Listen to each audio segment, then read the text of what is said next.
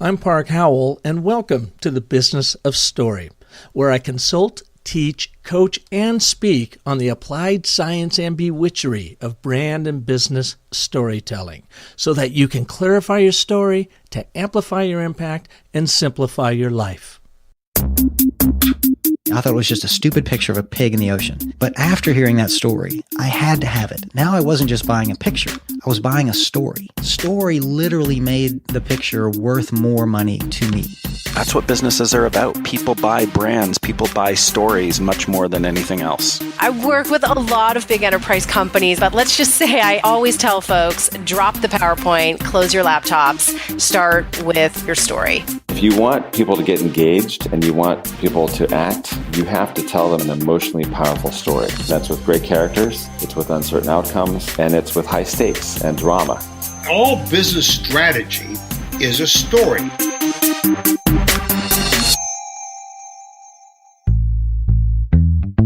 Hello, welcome back to Business of Story. Park Howell here. I am so glad you're here, especially over these busy holidays. And what better way to round out 2018 or kick off 2019 when you're listening to this show than to explore a new book out and this concept of the 7 stories every salesperson must tell.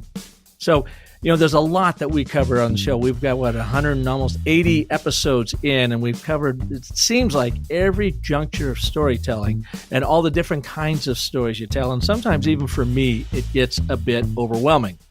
And I've had a chance to meet folks from around the world, both in person and on the show, that teach us not only how stories work on us, how we can be using stories, but of course go through a litany of the different kinds of stories that you can be telling. Well, what I like about this new book by Mike Adams is it boils down to these 7 essential stories that anybody, it doesn't matter what you're selling, the thing that we all have in common, whoever is buying is a human being, a Homo sapien. And these story formats, these frameworks to stories will work for you because they work on everyone. So today we've got on the show all the way from Melbourne, Australia, the same town from my good friends out there at Anecdote, but not Anecdote because I know that Sean Callahan is mentioned in his book, but it's so great to have another Aussie storyteller on the show. Please welcome Mike Adams to Business of Story. Mike, great to have you here.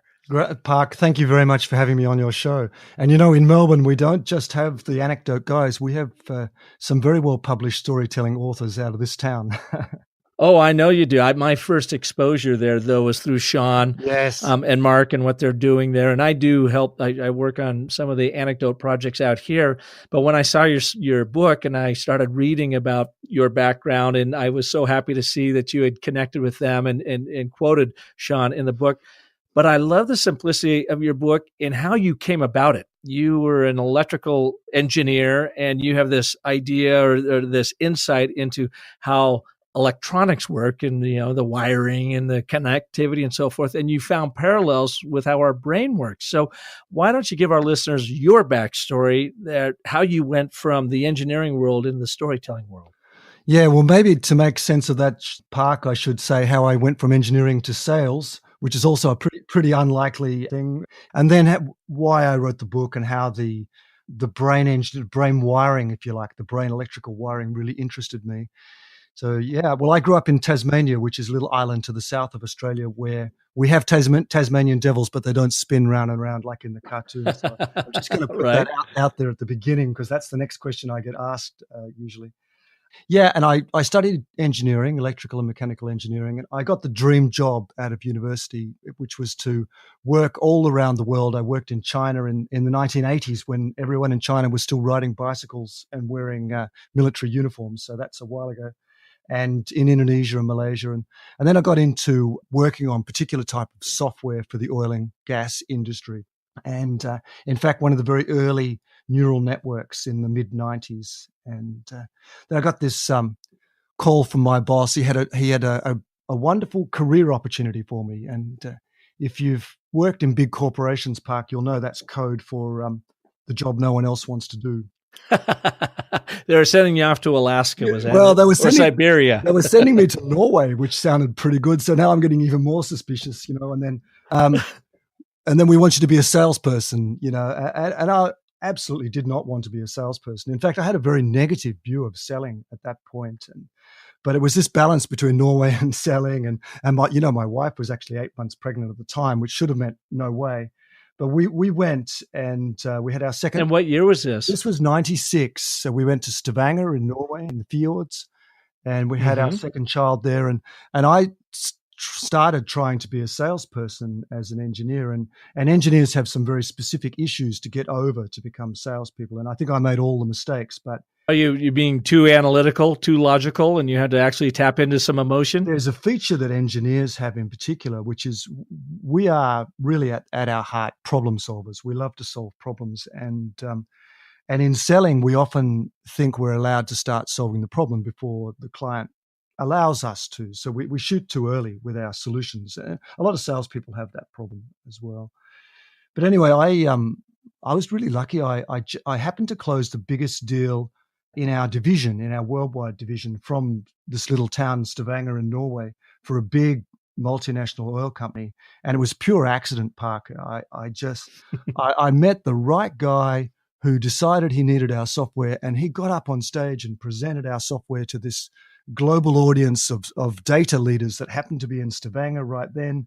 And it was a brilliant presentation of how he was using our software, and they bought a corporate deal. And my boss was sitting next to me in the theater. We were in a big theater listening to this, and he looked at me at the end of the presentation with this amazed look on his eyes, and like, Mike, you're an absolute genius. And well, I hadn't really done anything other than say, yes, you can use our stage to present our software. I was going to say, so this guy was the storyteller. He was the storyteller, and he was the salesperson. And in fact, his father was a vaudeville actor, and he was a tremendous raconteur on stage. And but it's a funny thing, that made me think I was good at selling and I could do the job.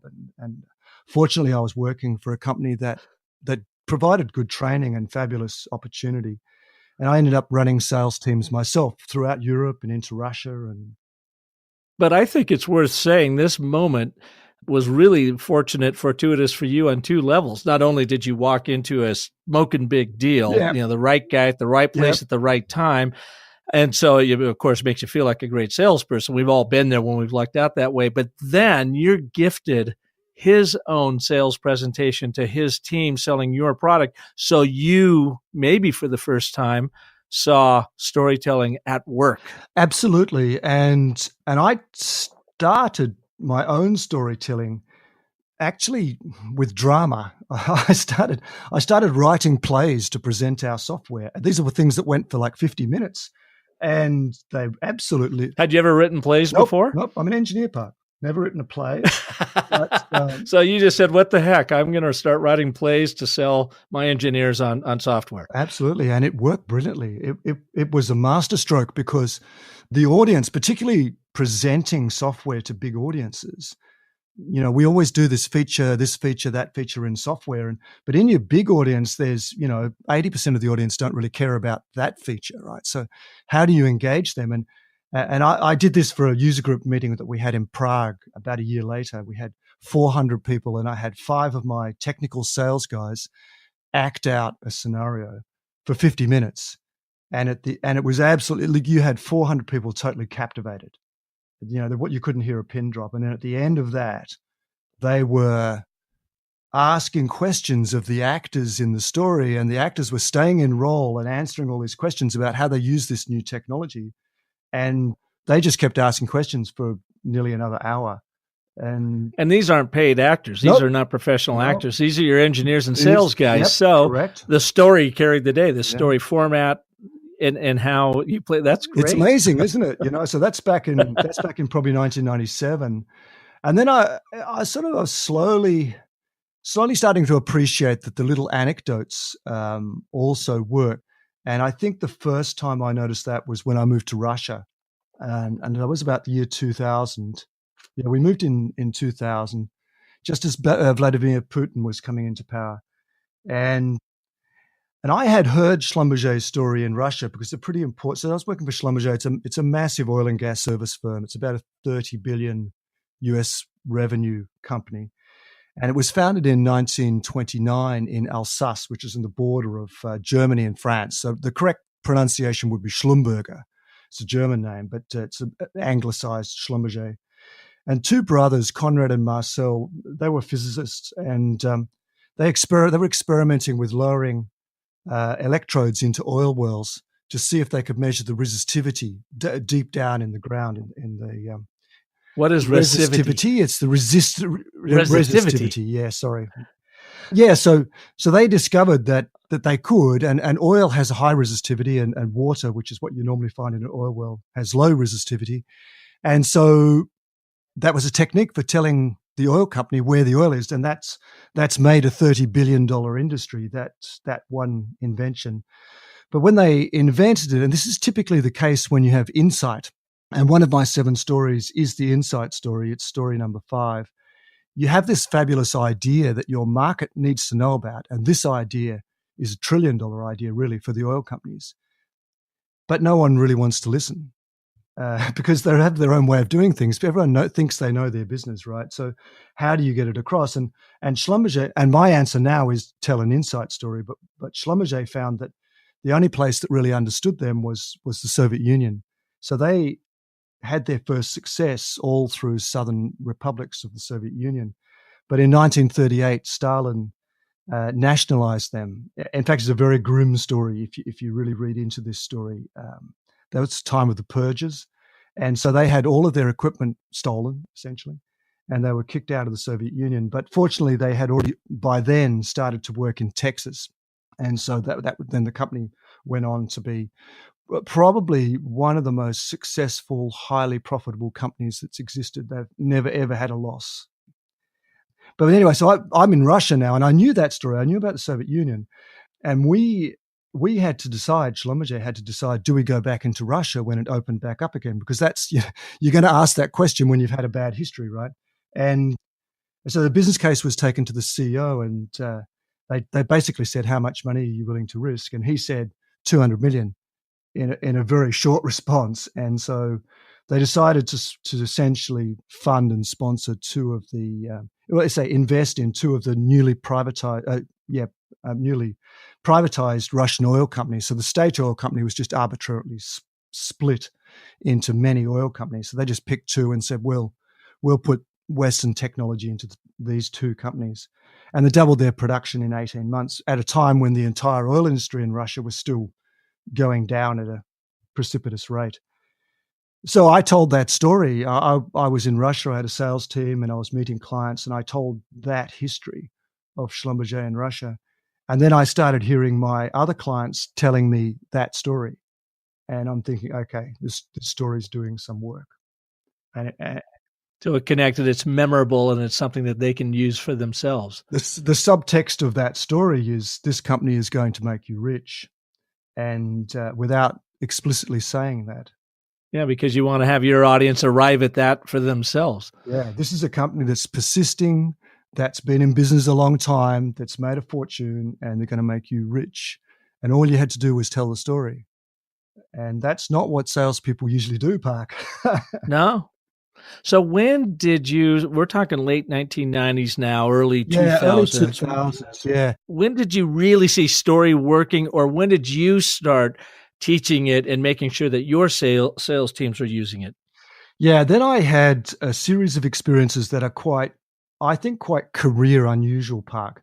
For various circumstances, the first one, we needed to go back and live in Australia, and where I wanted to live, which is Melbourne, there's no oil and gas industry. So I needed to change industry, and I ended up changing to sell telecommunications for Siemens to our biggest telecommunications carrier.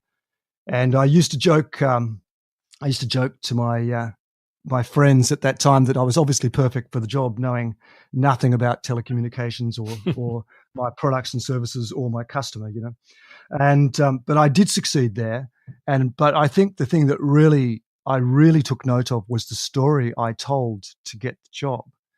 And then I had to learn. You have to learn a huge amount. If you put yourself in a new industry, you don't even know what you don't know. You don't even know that you're not saying the right language when you're talking to your clients, for example.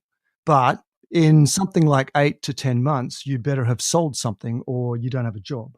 So how to solve that problem? And I had already figured stories, but what I was doing, I think at first unconsciously, was seeking out specific stories. Like, okay, Schlumberger had a great company story. What's the company story of Siemens when I joined them? And then what are the stories of these products and why are they innovative and how? And so I was sort of actively trying to seek these stories because I had a problem. I had to sell really, quickly. And then I did that. I just kept doing that. I went back to the oil and gas industry with Halliburton. That wasn't, at least I knew the industry, but I had to learn a new company and a new set of clients. And then I completely changed industry again when I came back to Australia to work in the facility services industry, in the big selling services, very basic services like cooking and catering and cleaning to the big mining and oil and gas companies in Western Australia. And these are massive contracts. These are multi-tens of $1 million contracts per year.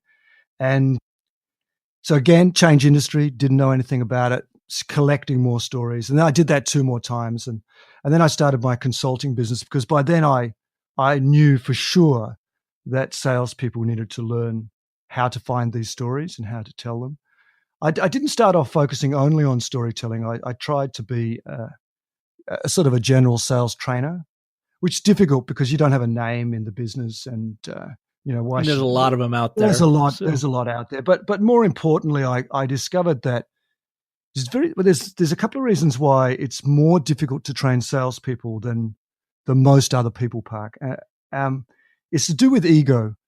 Selling is a very confronting job. You're forced to put yourself out there, and you're often in situations where you're pretty likely to fail.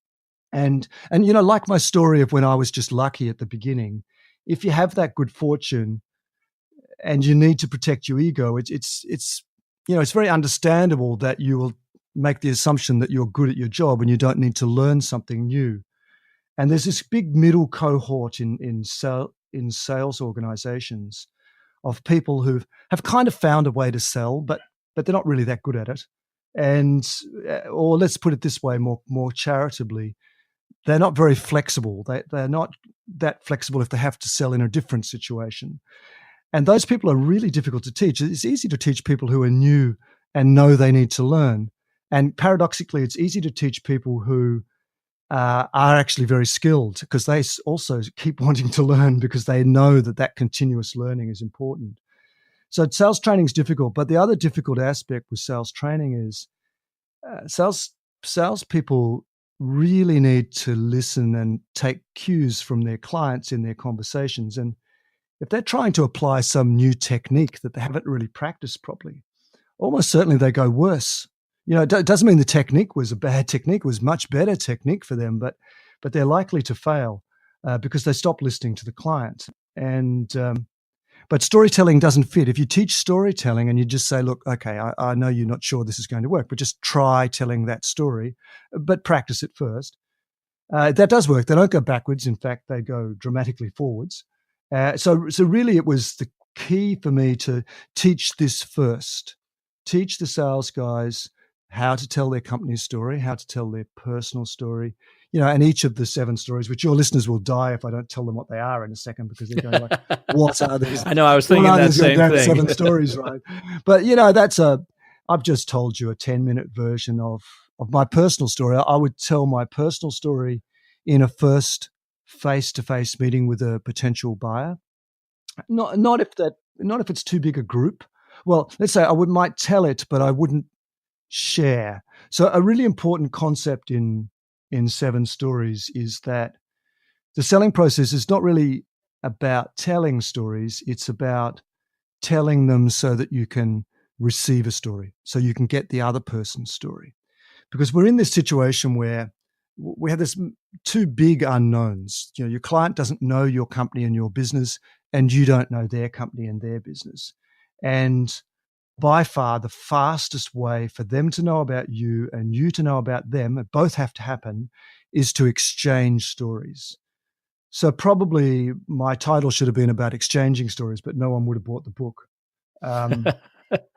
Well, in your 7 stories, you have 3 different categories. Correct. You've got hook stories, you've got fight stories, and you've got land stories. Now, you've just demonstrated your first story under the hook stories, your personal story, to connect with people. Correct. So they know where you're coming from. That's right. and the why you do what you do and the expertise you bring to it. Correct. Because your characters are going to trump your credentials every single time, right? I mean, people want to draw their own conclusions about you, and they're going to do that through the stories, the true stories you share with them. And sometimes you have to be kind of vulnerable in that process too, which I know is not always a big merit badge for salespeople. They don't like to show that vulnerability. It's absolute number one clue to sharing personal stories. No one is going to tell you their story if you put out a Superman story. You know, if you were ducks at college and brilliant in business and never had a failure, well, I'm going to shut up. I'm not telling you my story. So it's how can I compete with that, right? I'm not going to compare. Well, how can I even engage with it, even if I'm not feeling competitive?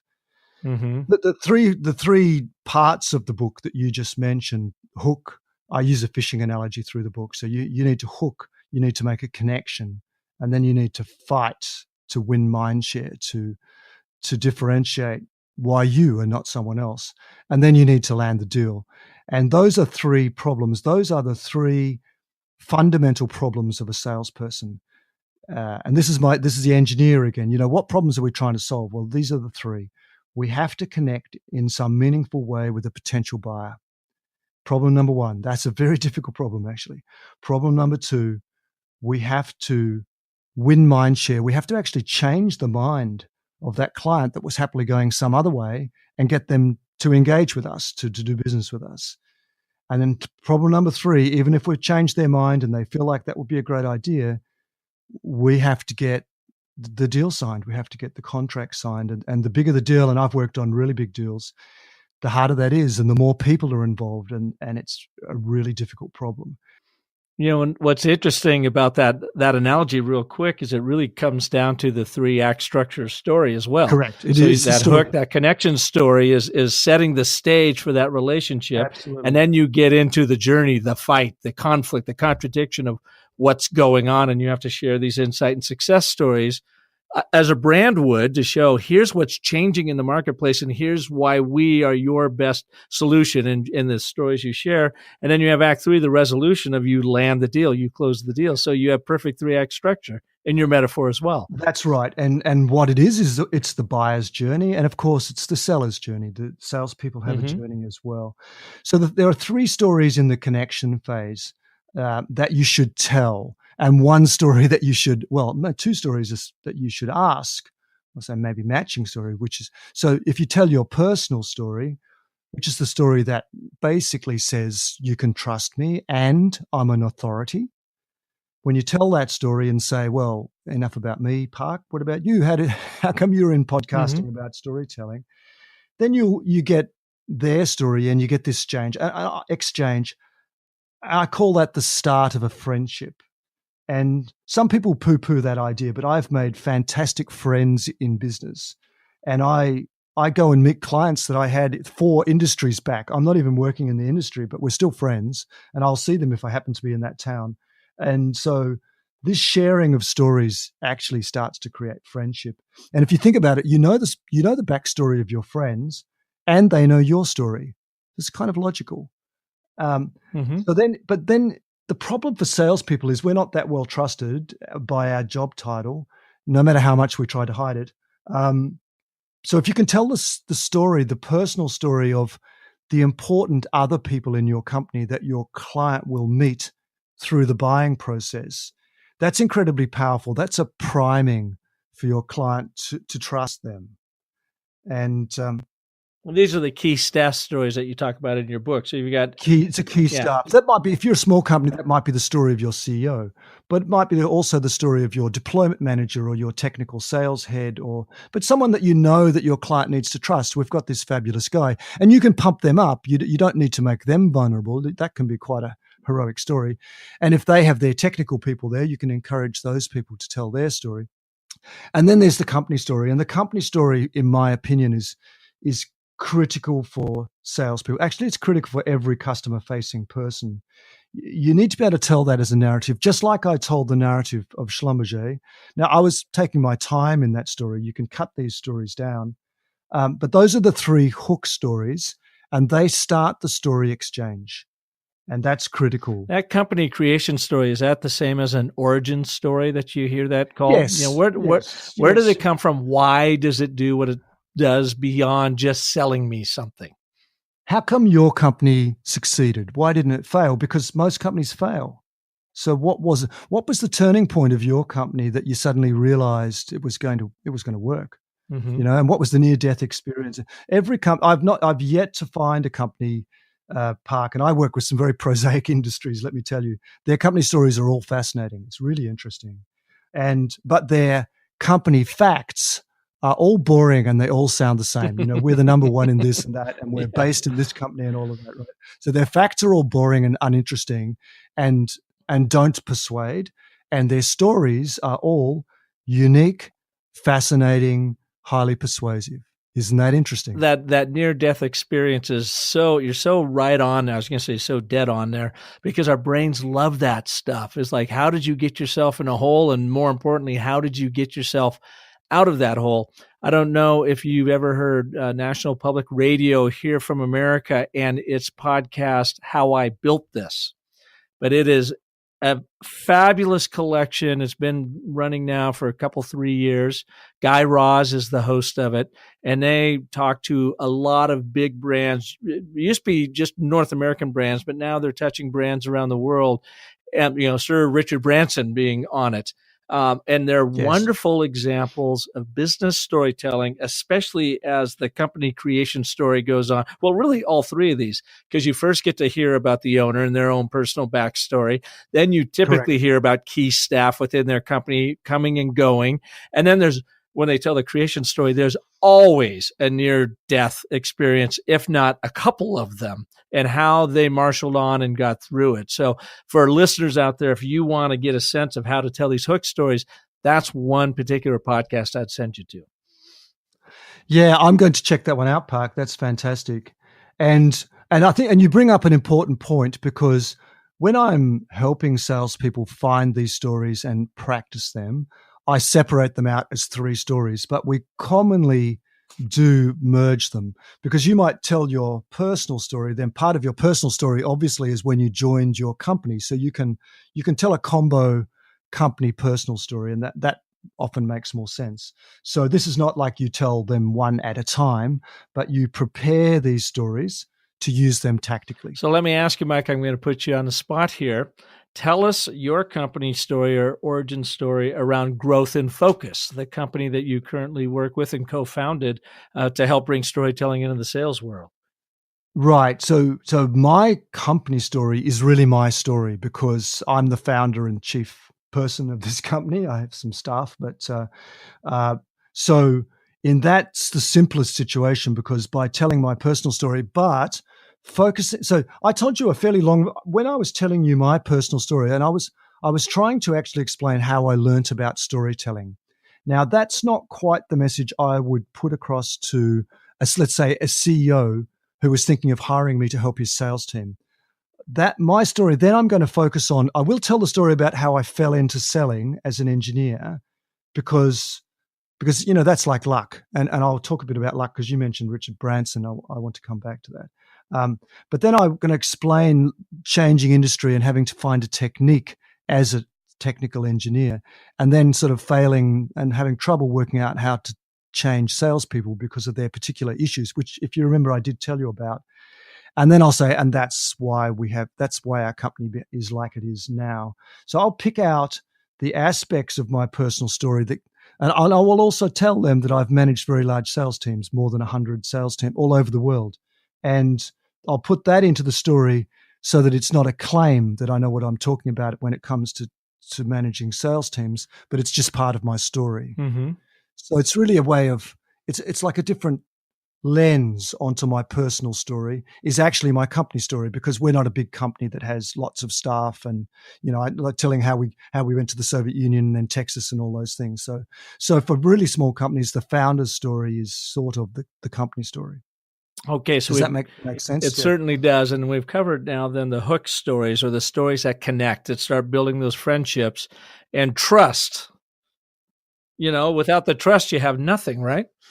Well, that's right. And of course, you can't say, trust me, That's pretty unpersuasive. Believe me, trust me. But a lot of salespeople do. You have nothing to worry about. Nothing to worry about. Yeah. So you get into the fight stories. Correct. Now we need to differentiate. But quick point on Richard Branson. Oh, yeah. I'll forget to say this. So when you hear those stories on those podcasts, if you listen carefully, you will notice that there are 3 components to success, and Richard Branson is highly successful. And I'm going to say something sacrilegious for my North American listeners, particularly American, I have to say. This is the sacrilegious thing. Love it. There is a high degree of luck involved in being very successful. There is, of course, is skill, and of course there is hard work and persistence. But in your company, in your country, I think you discount luck a lot.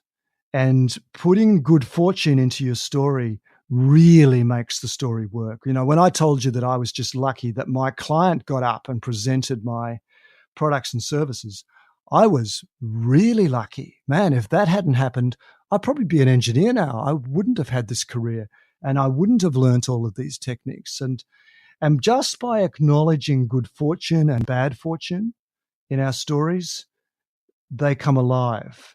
And in your country in particular, there is this idea, this almost, I'm going to say, religious idea that you can be successful with persistence, hard work, and a bit of talent, maybe. Mm-hmm. And when you think that, you ignore good fortune. And it actually makes it difficult in business to properly understand what's going on well if you ignore that. So I just wanted to make that point about what the good and bad fortune is in every great story. Just think about. And I totally agree with you that I think maybe from the American standpoint, yes, it's that, Wild West, put on your boots and spurs and get out there and work hard and it'll come to you.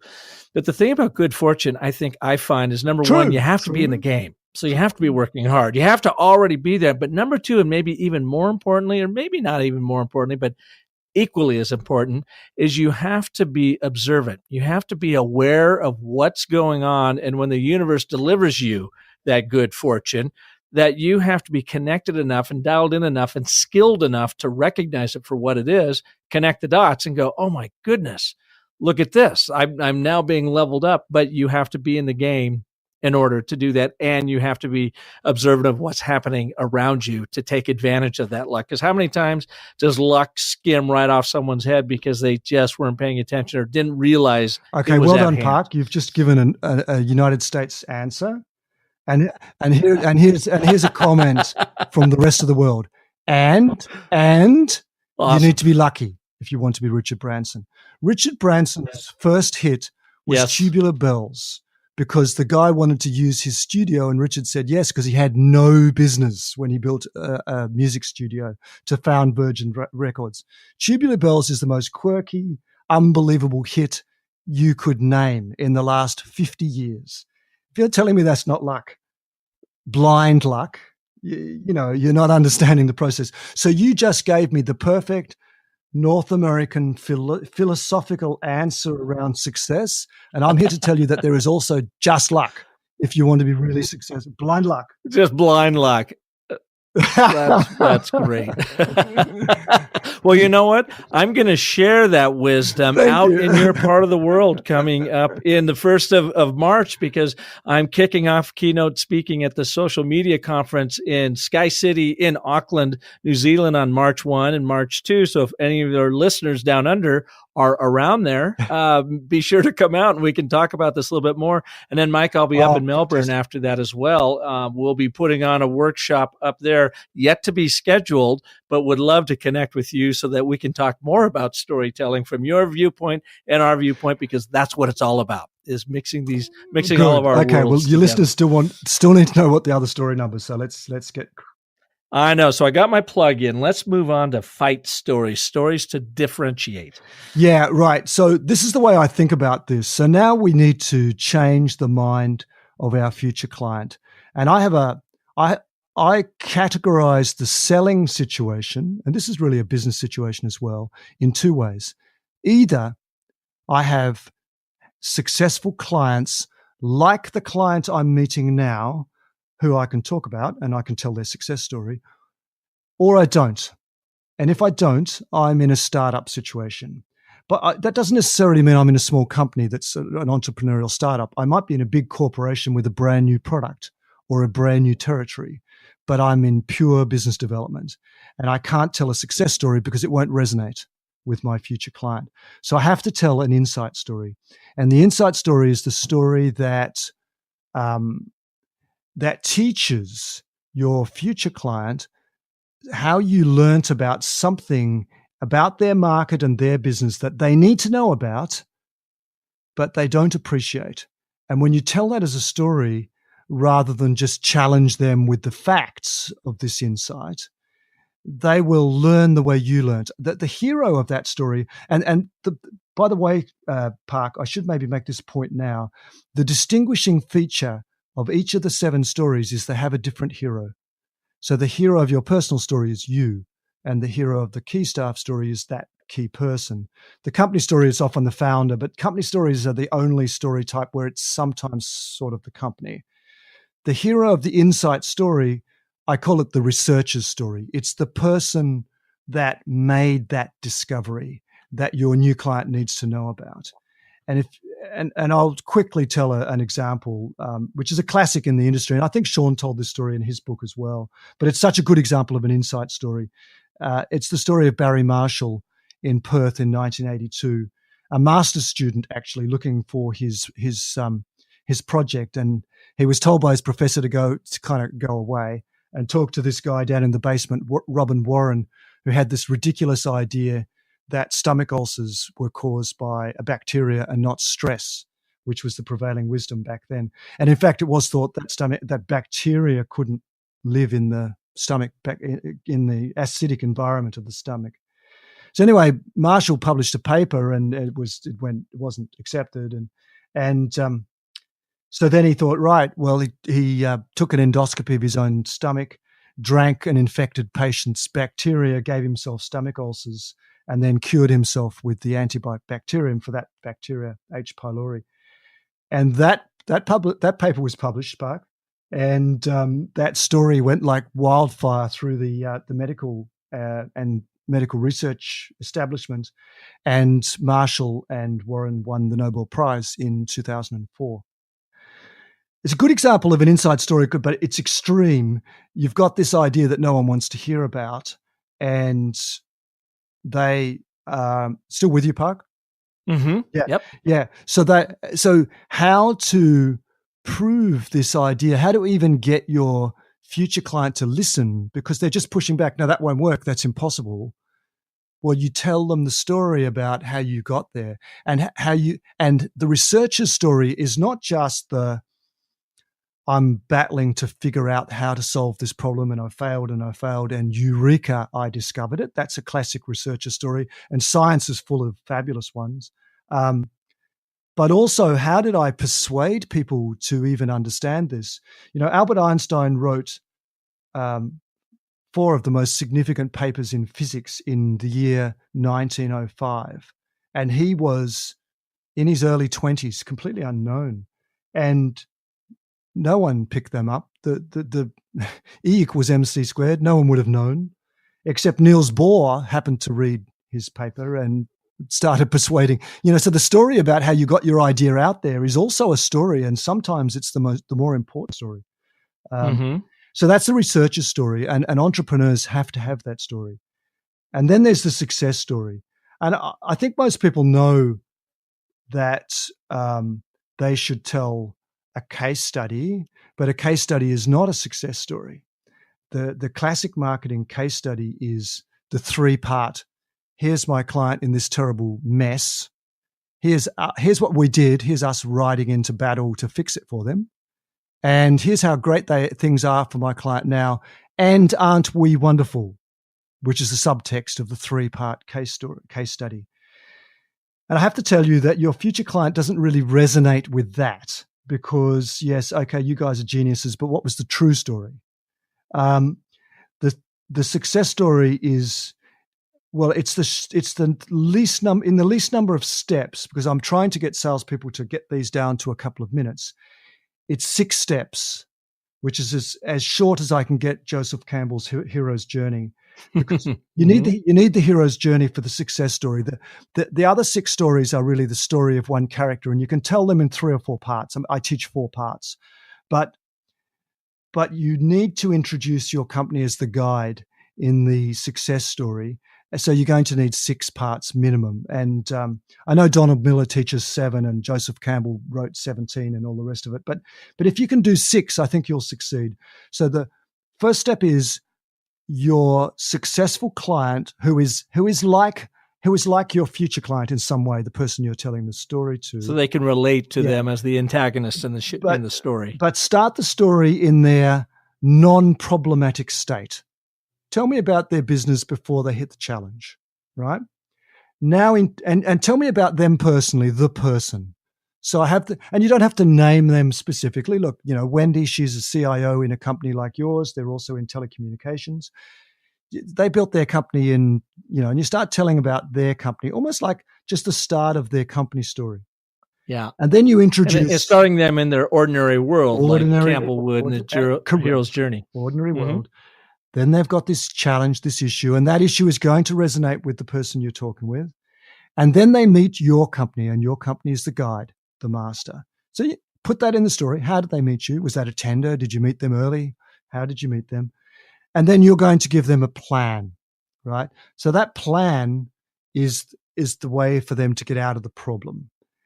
And then they're going to avoid failure. And the avoid failure part is really important in the success story, because what you're going to do is you're going to put into that part of your success story all the ways that people could fail to follow your plan if they're not careful. So, and actually what you're doing is you're putting in all the objections that your client might have about following this path right in the story. You're answering them actually. And then you are, so for example, I know that if my clients don't follow up with coaching their salespeople, not so many of their salespeople will become very good storytellers. So I put the coaching in the plan of my successful client, in the avoid failure. We avoided failure. We actually didn't properly coach, and then we came back and coached, and then so I put that in the story, and then they achieve success. That's the 6th part. So I'll just go back. So successful client in their natural setting, then they have the problem and the challenge, then they meet the guide, that's your company, then you give them a plan, then we avoid failure. How bad could it be if we don't follow this plan properly? And then we succeed. And that is a very simple formula. It works every time, all the time, has worked for thousands of years. It's what Hollywood do. It's what all the novelists do. So we know that one, right? Do you have an example, a recent example where you've used that, or could tell us what that story is? So I'm going to give you a perfectly self-serving success story, which is story number 5. Well, there's a guy called David. I'll just use his first name for this podcast. When I'm talking B2B sales, I often give his full name, but he grew up in the West Coast of USA and was involved in software companies, startup software companies, and he worked in several of them, and he had a lot of success selling the company itself and also building sales teams for software companies. And to the extent that he really got interested in the sales process, and he wrote 2 books on sales process and had a great business consulting to sales teams. But then he decided to move to Europe, to Hungary, specifically to live in Budapest, where his wife was from. And that presented David with a pretty significant business problem, because he couldn't very easily interact with sales teams in a country where he didn't fluently speak the language. And so he decided to pivot his business. He decided to, instead of teaching sales teams, to coach salespeople individually and use LinkedIn to connect with salespeople all over the world and build a coaching business. And about that time, I had noticed some of his LinkedIn articles because he was trying to build a following. And we had some exchanges on LinkedIn. And I told him in one of those exchanges that I was writing a book on storytelling. It was at manuscript stage, just before the publishing process. And so he was curious and he wanted to read it. And the person that was helping me with my book writing had already advised me. She told me, she was my Sherpa. That was a beautiful metaphor. She called me my Sherpa. She had told me that just don't send this manuscript out to everyone, because they'll have all sorts of ideas and you'll end up not finishing the book, right? But anyway, I ignored that advice. I'm thankful I did. And I got an email from David a week later, and it was like, Mike, that is absolutely incredible. I've never, ever thought of selling around stories before. And I've written 2 books on the subject. And I have incorporated my personal story and insight story into my first conversation with salespeople. And just like you said, they tell me their story and we get this amazing exchange. And this is the missing piece. This is brilliance. And then he held up a piece of paper on the video conference, which was his very engineering boxy sales process. And he said, look, story in the process. And he was excited. And he has a full book now and he's putting his prices up. So you better get in quick if you want David as your sales coach. So you see, yeah, go. You talk awesome. now. You observe So we've got that story. Yep. No, you're doing great here. We've gotten through your 5 stories, the hook stories, your personal story, key staff story, company creation story. To create that connection, get, as you said, start the friendship, and then you get into the fight. All right. So we have to demonstrate how we are different and therefore better than our competition, but we can't lead with our credentials because it's not about credentials. We need to tell them about the fights in the trenches that we've been in and that our other clients have been in and how we've helped them get through it. So your true stories well told, basically, and insight stories of an insight that you have that perhaps your competition does not have that could help them get out of a hole or help them go from going into the hole in the first place. And then the success stories that go far beyond being just a case study, but you're using elements of the hero's journey of taking them through. Now we end up, okay, so we've done this, we've connected, we've sold ourselves in there, but we still haven't closed the deal. You got your third core category of landing stories. You got to land that big fish in the boat. That's right. And 2 different kinds of stories there. What do you use? This is interesting because when you're talking about big deals, and I've been involved in a lot of those, you are locked out of the decision-making process completely. Your client goes into this sort of war room huddle trying to decide, will they make this important decision? And a whole lot of other people come into the process, people who are concerned about risk. And you're on the outside of that. And it's a very nervous time for salespeople and business leaders because there's this big deal that you might win or your competitor might win it. And you feel powerless. You just feel helpless at this stage. But if you know, because you've done all the heavy lifting to this point and you're out of the conversation. You put everything there, but you don't know what they're saying, right? You have no idea what they're saying about your proposal. And it's actually extremely anxious. It's an anxious time. But there are 2 stories that can really help if you know how to deploy them, and you have to have prepared them and you have to know them before the meeting. And these are values stories, and I call this teaching stories. So the hero of the success story was your successful client, right? The hero of the values story is a leader from your company demonstrating the critical values of your company and how you behave, how you act, particularly how you act when things go wrong.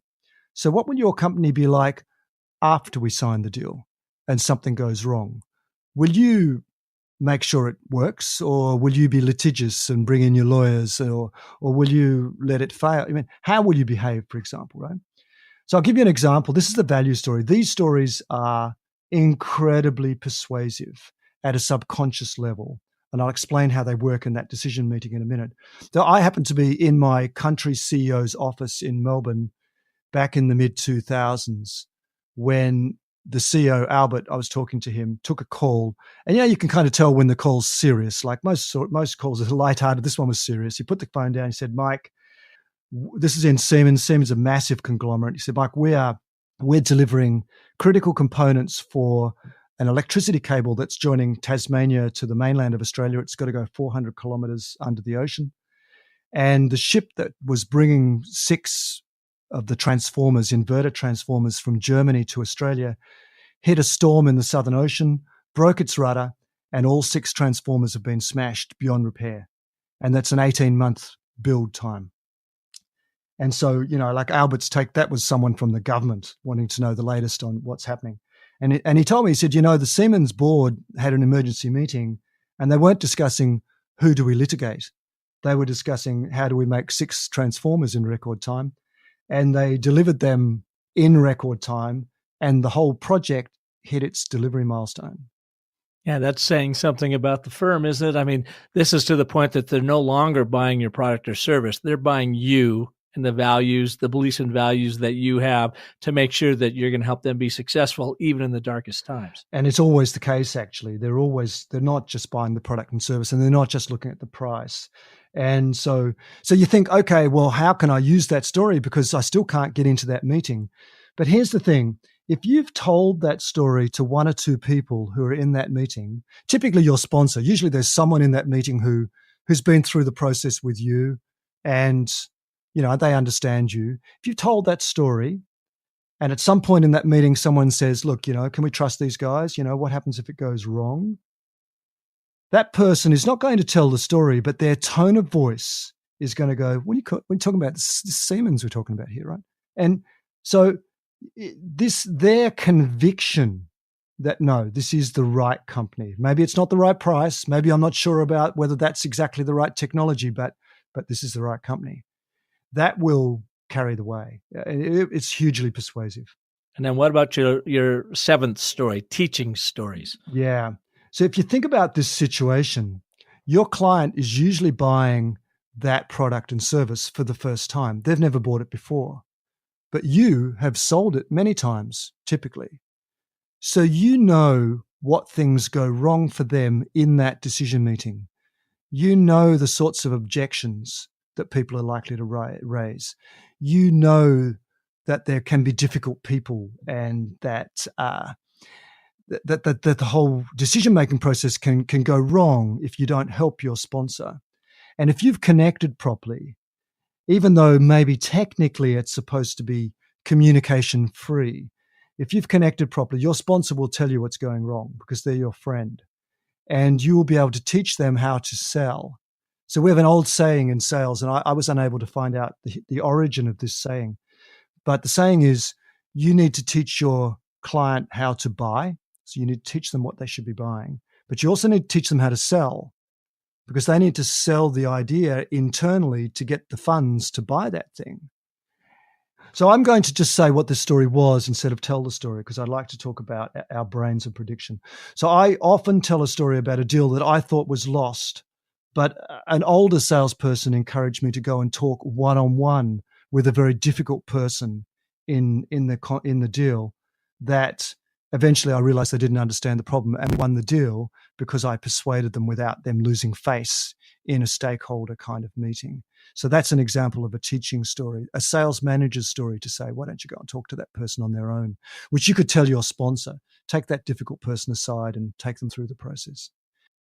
Yeah, because you're educating your sponsor while you're at it. So you're helping them really get up to speed on the product or service. But then you're also giving them the courage of knowledge that knowledge brings and say, here's how you can overcome this obstacle or this, or, negate this concern because we've seen it, we've dealt with it, and here's how we push forward. So you help arm them with the answers they're going to need in that high-level C-level suite discussion.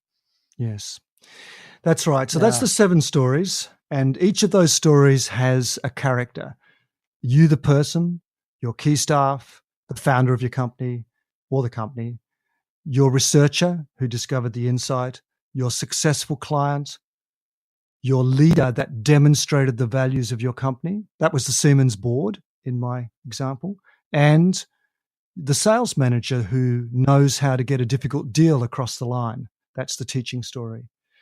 I want to talk about prediction because, there's an obligatory section in every book on storytelling that attempts to explain what is the neuroscience and the psychology of storytelling. But there's something about our brains that's really not well understood. If you hold your 2 fists in front of you, that's about the size of your brain and your skull. And it's in 2 halves, just like your 2 fists. And it's kind of all That's a good way of thinking about that. I've never thought about that. And it's all wrinkly, kind of how your fingers are. But if you take your hands, and your listeners can do this, and flatten them out and put them beside themselves, outer part of your brain, the neocortex, which is about 3/4 of your brain volume, if you were to take all of that wrinkly stuff and flatten it out It'd be about the size of a tea towel, or in North America, you would say a dinner napkin, right? We don't say that in Australia. Mm-hmm. And it'd be about the same thickness, about 2 to 3 millimeters thick, about 1/8 of an inch thick. And it's mostly six layers of nerve cells, neurons, 30 billion of them, arranged so that they're stacked on top of each other with connections up and down, and then massively cross-connected to each other. And all of our senses come up from underneath, from our spinal cord and from our sensory organs. And all of them come up and they connect at various places on the neocortex. So at the back of your head, it's the visual cortex. And on the sides of your head, it's where we can hear. And deep down in the cleft between your two fists, deep down in that cleft, is where your internal body senses connect with the neocortex. So your sense of arousal, your heartbeat, your feeling of comfort, your guts, are you hungry? All of those senses also come up onto the neocortex. And as far as the neocortex is concerned, that tissue, that napkin-shaped tissue, as far as it's concerned, it doesn't know or care that it's processing light for vision, or sound for hearing, or movement for motion, or movement for balance, or smell for working out what you smell, or your internal body sense. It doesn't care what's coming in as an input. All it's trying to do is create a model of your entire environment. And your environment is the external world and all the people in it, and your internal environment, which is very important, your feelings. All it's doing is trying to figure out a model, and it does that by, now this is, I only have a few minutes. It does that by creating categories. So a chair is a category. And your neocortex can take all sorts of different shaped chairs and categorize them based on different things. What the chair is used for, it's for sitting down, and therefore it could be a log, is a chair. But also the colors. There's not 7 colors. There's an infinite number of colors. Your brain has categorized colors, and also emotions. There's not a thing called fear. There's a category called fear. And it is how you have experienced some feelings in your body that your neocortex has categorized as fear. Now, here's the most important thing about the neocortex, which most people don't understand. It's making that model so that it can predict what is going to happen next. And because I left a pause there, your neocortex predicted the word next. You actually are now continuously trying to predict what I'm going to say next. And because you haven't got a clue what I'm going to say next, because you've never heard anyone say this, you are paying attention. And why is storytelling important? Because the fundamental definition of a story is it's a sequence of related events. And the neocortex cannot even learn a single thing unless there is a repeatable sequence. So it can only learn sequences. If there's no sequence, whether that's by vision, learning what a dot is and a line, which makes an A, which makes a word, which makes a sentence, which makes a paragraph, which is something we read. It's all sequences. And so the cortex is trying to find sequences that relate, and it's doing it for a purpose. And the purpose is to predict what's going to happen next. And it continuously uses all of the data from all 8 of our senses, your internal body sense, your movement sense, your balance sense that people don't think about, simultaneously, continuously, all the time, and we don't even know that we're doing it. You get some little clues sometimes, like, when an escalator's switched off and you do that funny falling over. Well, your brain was predicting how your legs should move, and it was doing it subconsciously. You didn't even think about going up the escalator. You were not paying attention, but the escalator was switched off, and now you're really paying attention because you're falling over, because the prediction failed. So whenever we can easily predict, we push it down to the subconscious so that we can work on problems that are difficult to predict. And we're using failure to predict, or difficulty in prediction, to build our model of the world. So actually, the most important function of our brain is predicting, because predicting is early warning. We can predict something to happen in advance, then we can get ready to do it. It's impossible for a baseball player to swing the bat fast to watch the ball and swing the bat and hit the ball. The baseball player is looking at the movement of the pitcher and predicting how the ball's going to go, where it's going to be before it leaves his hand. And that's what your neocortex is doing all the time. So when we are hearing a story, what our neocortex does is, and we have this fabulous ability to place ourselves in the story as the character and try to predict how we would feel and what we would see and what we would hear, predict everything about that situation. And because it's unpredictable, what our mind will do, what our cortex will do is it'll think, maybe it's this, maybe it's that, maybe it's this other thing. So it'll start running all these parallel possibilities as predictions, and it will be paying absolute attention. The reason that we pay so much attention to stories, that we love stories, is that they are unpredictable. So they're a sequence of events that we can't predict. And the more surprising and more unpredictable, the more we love them, because they teach us something, they change our world. So as long as there's a character and it's unpredictable and it's a sequence of events, then it's a story and we will listen. And there's a couple of sort of, let's call them boring technical points, but if it doesn't make a business point, you'll be accused of time wasting. So your stories have to make a point. And the other technical point is, if you don't start them the right way, the listener may be not paying attention and still not paying attention and not realize you're telling a story. And we have some classic cues that if you use them will signal that a story is coming and you should listen. If I say once upon a time, you know that a fairy tale is coming. And if I say in 1996, when I moved to Norway in my first sales role, you know that Mike's about to tell a true story. So time and place markers are the signal for a true story. But prediction is really important. All of this and the power of narrative to do just what you're, sharing those sequence, get the mind to predict, using story as a learning vehicle and a connection vehicle that makes us Homo sapiens want to connect with the Homo sapien sitting across from us who's telling us a great story. You can get all of that in Mike's new book, 7 Stories Every Salesperson Must Tell. Where can folks find out more about you, and where can they Okay, all of your listeners that don't know how to drive Google can't read the book. All the others can. They just put 7 Stories, Mike Adams, and they've found it all over. You can get it everywhere. The audio book will come out hopefully in the next week, but it's an ebook, it's paper, hardback, and all the different outlets that sell books. Well, Mike, thank you very much for being here on The Business of Story, sending me one of your early copies. I really, really love the book. I'm going to finish it off now and add it to my library. And I just appreciate you taking the time from down under, being on today's Business of Story. It was a pleasure, Park. Thanks for having me. And thank you all for listening to this edition. Of course, if I can be of service to you, you know where to find me over at businessofstory.com. And if you have a colleague, a friend, a family member, anybody who you think would benefit from Mike's wisdom and what we covered on today's show, by all means, share this episode with them. And until next week, when we will have another wonderful story artist on like Mike, remember that the most potent story you will ever tell is the story you tell yourself, especially in 2019. So make it a great one. Thanks for listening.